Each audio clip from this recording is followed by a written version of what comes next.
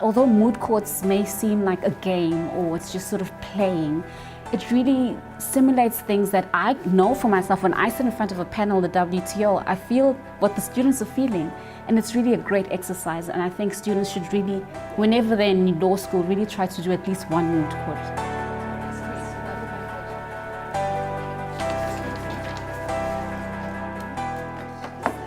Rhodes University in South Africa is hosting the moot competition this year.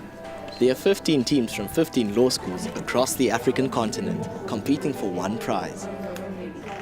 As they settle in, the pressure begins to thicken.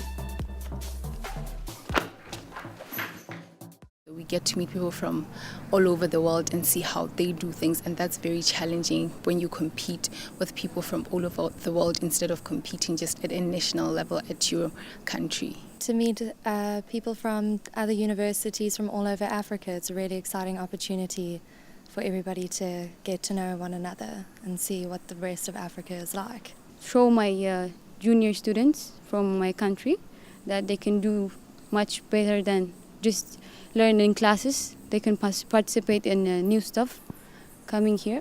The excitement is a little bit hidden, but I'm excited. I'm excited. Watson does make some good questions. He should be a fan. Rhodes University's home team has their final practice before the moot competition begins. 6 of the FTA. Thank you, Mr. Panelist. We take into cognizance your questions. Mr. Panelist, this ties into the next section of the specific submission, where we are speaking to, because the respondent is experiencing balance of payment restrictions, they still cannot forget that they are members to an FTA. The growth in the number of teams competing and the level at which they compete is growing rapidly. So I have all of the faith in the Rhodes team, but I also know that they're going to face tougher competition than we did. We faced tougher competition than the previous year did, and the same thing with the previous year before that. I think they're going to perform really well. I just think it's not going to be as easy for them as it was for us. I think in terms of general moot preparation, it does teach you to advance legal arguments. It teaches you to focus on the elements of the law as opposed to just putting forward debating arguments and going on logic and intuition. It does teach you to focus on the elements of the law, and that is an integral part of general legal practice in South Africa, not necessarily just international trade, but legal practice as a whole. So I think this kind of moot culture does make a big difference when you go into practice. All suited up, the teams get ready to find out who they are competing against. They don't know which team belongs to which country, as the teams are numbered. Some teams have participated in the moot longer than others. It's the luck of the draw. Draw of the rounds, so basically we're going to establish who's going to plead against who and at which time. Second number is 35.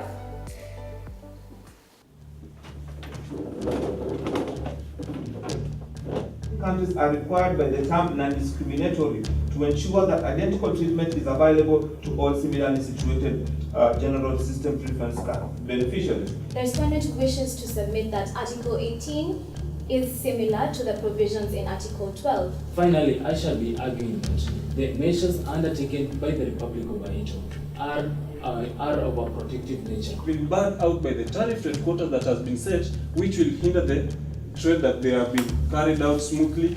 The enabling clause does serve as a sound legal basis for the Geneva FTA. That Article 24 and the provisions in the context of an FTA is not entirely clear. The document will not constitute a waiver as was contemplated by the appellate body, and also specifically as contemplated under public international law in the ELSA Articles Article 45A.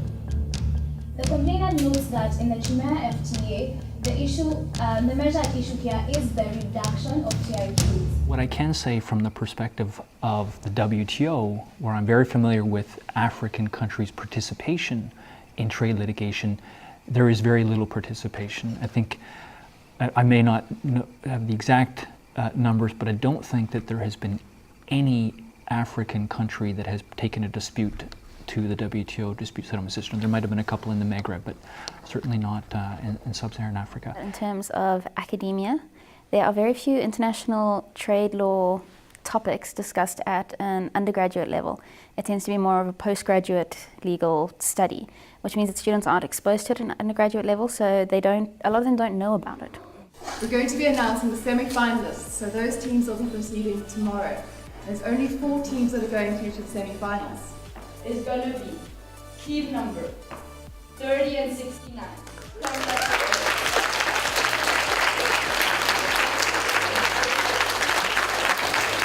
52 and 71. Congratulations. The 4 teams for the semi-finals are chosen. It's heads or tails for who will be the complainant or the respondent. I'm gonna go do a turn cross. If it lands like this, you're complaining. If it lands like this, you're complaining. So 50 complainant for team 30. Oh. Heads. 69 is complainant and you're respondent. There are not many Africans out there taking advantage of these opportunities. And I think that M&A and banking and finance is very, very sexy. But that's not everything in law. There's so many other opportunities and so many opportunities that we can really make an impact. It's a nervous moment of waiting before the finalist teams are called in to compete for the final round. The WTO panel on this dispute is now in session.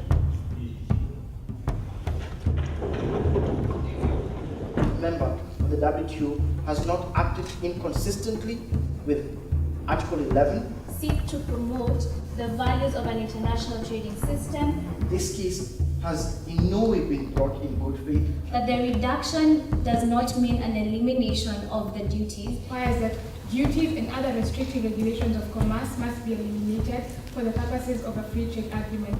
With this, the respondents we have reached the stage where we will now, as the panel, deliberate. So I think that was one of those fire rounds where you have no idea who it could be when you're coming out. That's how we feel right now. But we're very, very hopeful. The winner is announced at the awards dinner. The main prize stands between Team 30 from Kenya School of Law and Team number 52 from Strathmore University.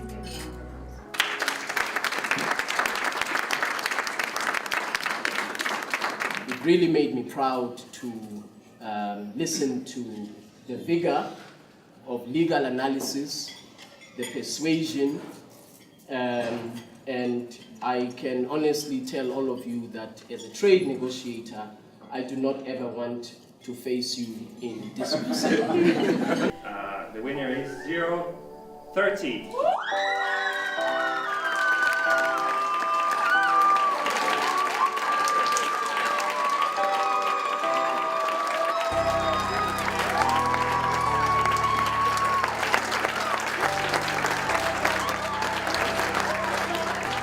We are not going to stop it here. We're going to practice even more and put in even more hours into the process so that when we go for the international rounds, we're not just going to participate, but we are going to win the competition. Decisions that are made in Geneva or decisions that are made internationally affect us a lot because we're not at the table and we don't have a voice. And I think that African countries should invest in training young students or young people or even delegations in Geneva that have already been in the field for 20 years and just opening their minds and opening their eyes to what really are the issues that needs to be discussed on a global scale.